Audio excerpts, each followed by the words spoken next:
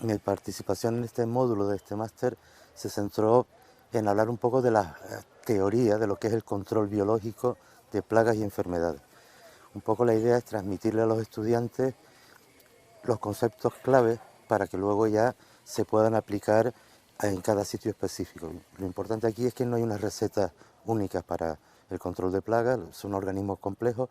En un cultivo se establecen muchas interacciones entre la planta cultivada, las plagas, los enemigos naturales de las plagas, incluso la flora acompañante que hay allí, y es conveniente conocer cómo funciona ese ecosistema para intentar manejarlo de forma inteligente, es decir, aprovecharnos de esas interacciones para reducir las poblaciones de plagas y que haya menos problemas.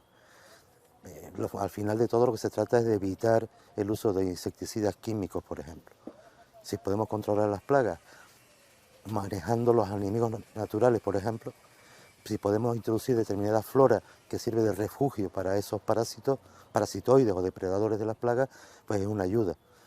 La idea de fondo es que no vamos a erradicar una plaga, no se trata de erradicarlo del sitio porque va a ser muy difícil, pero sí podemos mantenerlo en unos niveles de población que causen muy poco daño, es decir, un daño que podamos tolerar y que en cualquier caso es menor que el coste que nos llevaría dar un tratamiento, por ejemplo. Y como te decía, si es una plaga nueva que entre, se detecta un primer foco, ahí sí podríamos intentar establecer unas medidas drásticas, una actuación de emergencia para evitar que esa plaga nueva se disperse más.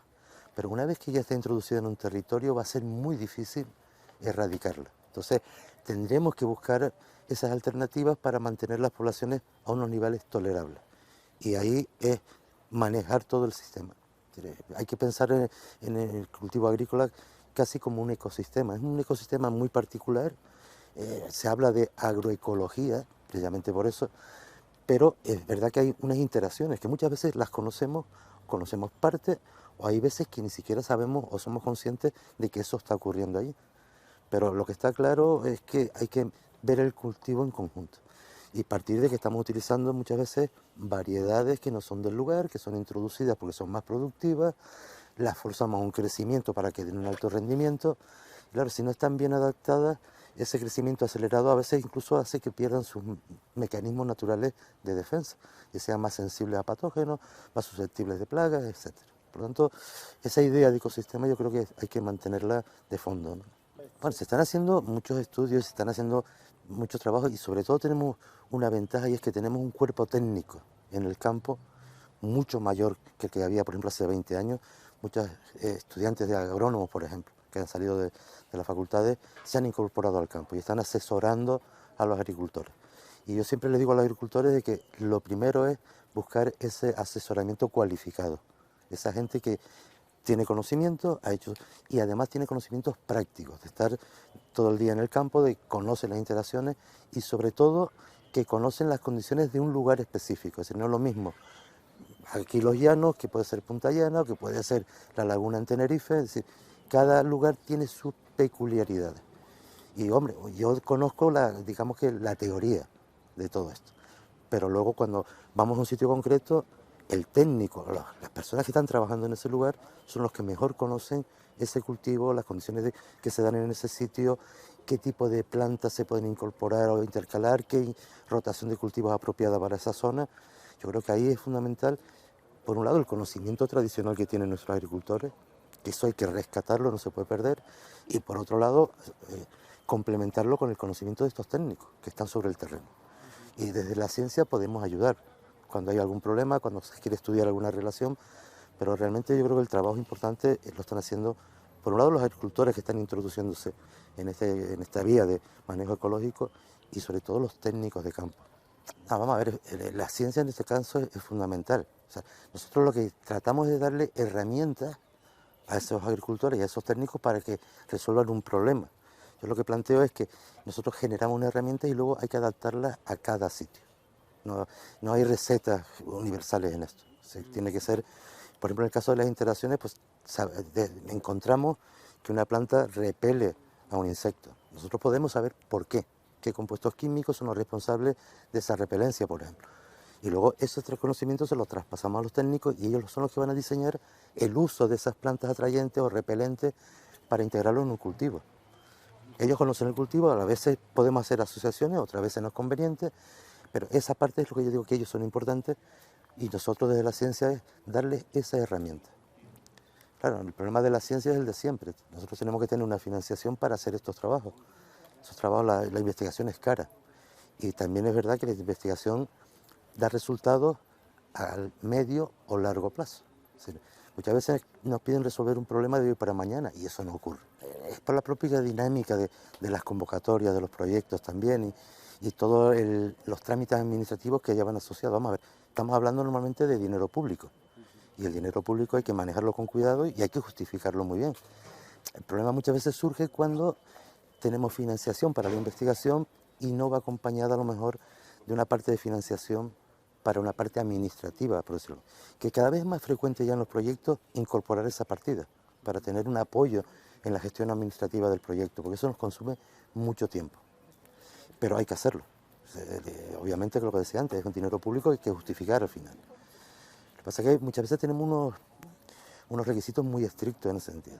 Entonces, a veces estamos más preocupados de que la factura esté con todos los detalles, que no falte ninguna información para que no se rechace.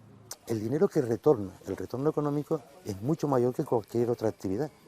¿Qué luego ocurre? Que a lo mejor de 10 investigaciones, una tiene un resultado que va a generar recursos. Pero eso es suficiente para compensar los otros. Y esto los americanos, por ejemplo, lo tienen muy claro. Es decir, ellos muchas veces hablan de inversión de riesgo. Saben que financian investigaciones con la esperanza de que alguna de ellas, por ejemplo, acabe en una patente o acabe en un desarrollo tecnológico, que eso le va a compensar lo otro.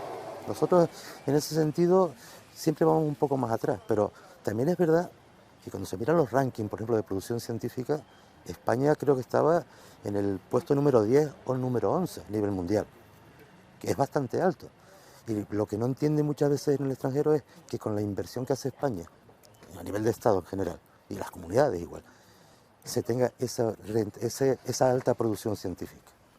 Cuando comparamos los presupuestos de investigación, salimos muy desfavorecidos, ¿vale? ¿Por qué es así? Pues a lo mejor es por una tradición que llevamos arrastrando en España de no darle importancia a la ciencia. Nos acordamos la ciencia cuando surgen problemas, como ha habido ahora con lo del COVID, o situaciones puntuales que todo el mundo dice, no, la ciencia, pero cuando pasan esos momentos se olvida y volvemos a lo de siempre, ¿no? Y tenemos un sistema bastante engorroso con eso. Y la carrera investigadora en España, pues a ver, es la que es. Y lo que tú decías, muchos chicos que se estudian aquí, que se forman bien y cada vez tenemos gente más preparada. Tienen oportunidades fuera y se van. Claro, fuera lo que están deseando es que lleguen, porque es lo que tú decías, se han ahorrado toda la parte, los años de formación y le estamos dando mano de obra especializada que ellos aprovechen. Claro, luego muchas de estas personas que quieren retornar a España es complicado. Es muy difícil.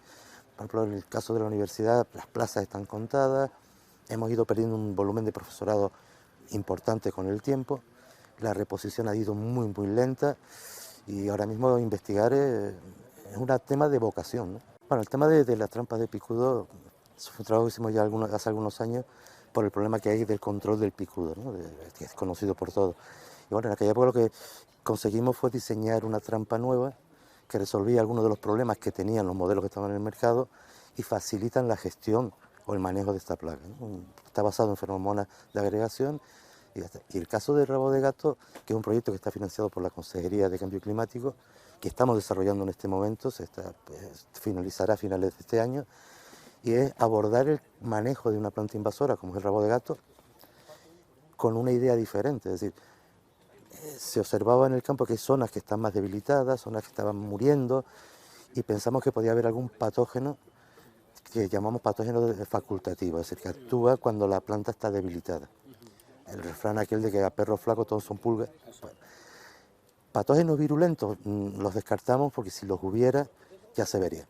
Vale. Y aquí tenemos el ejemplo del Barranco de las Angustias, esos riscos están plagados. Pero es verdad que podría a lo mejor haber ese tipo de patógenos. Entonces empezamos un trabajo de investigación buscando qué hongos están sobre estas plantas enfermas de forma natural. De esos hongos si alguno de ellos, cuando lo cultivamos en laboratorio, inoculamos sobre plantas de rabo de gato, le causan algún daño. Y lo que hemos encontrado ahora es que cuando combinamos un producto que hace que la planta se debilite con luego la aplicación de estos hongos, el porcentaje de inflorescencias que resultan afectadas pasa del 50%. De forma natural encontramos que hay un 10% más o menos de inflorescencias con ciertas afecciones, es lo normal en cualquier población, que hay individuos que estén contaminados y otros que no.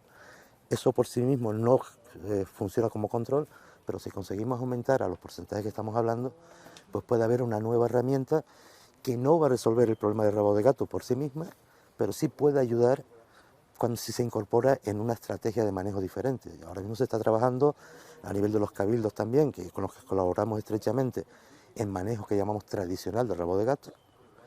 Y si en esa estrategia podemos incluir, pues a lo mejor la aplicación de este tipo de patógenos facultativos, pues podría ser una ayuda. Aquí lo que pasa es que nos encontramos con una situación que hemos encontrado 2 hongos en Gran Canaria. De esos 2, uno también está en Tenerife, con lo cual esa especie la podemos utilizar en las 2 islas. El que es exclusivo de Gran Canaria posiblemente esté en las otras, pero hasta que no confirmamos que esté, no queremos trasladarlo, un tema de precaución simplemente. Y en el caso de La Palma, de los que hemos encontrado aquí, no hemos comprobado que sean patógenos, con lo cual la situación es diferente en cada isla. Pero bueno, si lo que queremos evaluar, que es lo que se está haciendo ahora con pruebas de campo, es hasta qué punto, cuando aplicamos estos hongos, la población de rabo de gato disminuye. O si no disminuye, porque son plantas que van a quedar allí, no se exterminan, que la capacidad de producir semillas disminuye. Y si conseguimos que no produzcan tantas semillas, pues conseguimos que no se disperse tanto. Entonces, es como un control biológico de esta planta invasora. Y si lo pensamos bien, de mi caso, que siempre he estado buscando la manera de proteger a las plantas, esta es la lectura contraria. Es ver cómo podemos, aprovechando el conocimiento que generamos con la investigación, darle un empujoncito. Y si, bueno, pues, ahora estamos en la fase final y se están evaluando los resultados. Digo, esto que te estoy contando es todavía una cosa provisional, son los primeros análisis, estamos viendo por ahí.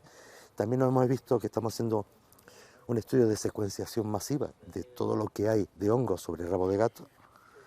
Hemos muestreado aproximadamente 60 localidades en Tenerife, 13 aquí en La Palma, poblaciones que están sintomáticas y poblaciones aparentemente sanas, y lo que hemos encontrado en un primer paso es que en las poblaciones de rabo de gato que son sintomáticas, el número de especies de hongos presentes es casi el doble que en la sana.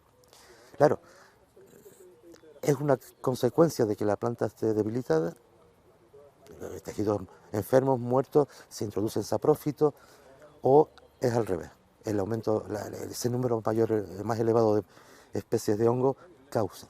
Eso es lo que estamos intentando aclarar todavía, pero estamos hablando de millones de secuencias y el análisis de eso llevará. Sin embargo, hay sitios donde lo hemos encontrado a 700, 800, 900 metros. Luego, depende de la zona, es decir, es que el tema de Canarias es que tenemos muchos microclimas. Y luego también el comportamiento del rabo de gato es curioso. Normalmente se nos va a instalar en zonas de suelos degradados, suelos alterados. Es muy frecuente verlo por la orilla de las carreteras, muy verde, pero 3 metros más allá no está. Entonces, el caso de aquí de este barranco, esas laderas están totalmente llenas. En otros casos, el Risco de la Concepción, por ejemplo, está lleno. Se instala en sitios que apenas hay suelo. Las grietas estas del asfalto del piche y los ves creciendo.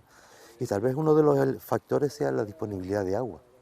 Con lo cual, y bueno, y si conseguimos integrar estas herramientas nuevas con los manejos tradicionales que se hace de él, e incluso la repoblación de esos terrenos con plantas autóctonas propias del lugar que cubran esa zona, pues igual, porque hemos encontrado también 2 plantas que tienen compuestos alelopáticos, es decir, cuando hacemos los extractos acuosos en laboratorio inhiben completamente la germinación de semillas de rabo de gato, que son las artemisias y el balo, por ejemplo, en Tenerife.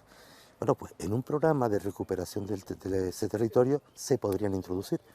Obviamente en campo no van a funcionar tan espectacular como es un laboratorio, porque las condiciones del suelo son las que son, y ahí se degradan los compuestos más rápido, pero es lo de siempre, no se trata de una medida única, sino de ir coordinando, compaginando distintas medidas y que cada una vaya aportando una ayuda para ese control. Es que además es una planta que ni a los conejos les gusta, porque lo que se está planteando también es que la herbivoría, es decir, el conejo se come las otras plantas, pero los renuevos de las plántulas de rabo de gato quedan y acaban ocupando ese territorio, con lo cual el uso que se le puede dar a esta planta, a lo mejor para compost, no lo sé, esto ya habría que estudiarlo, pero ahora mismo la situación es que no se puede trasladar para evitar dispersar semillas y cosas de este tipo. A lo mejor en el futuro se podría plantear otro tipo de manejo, ¿no?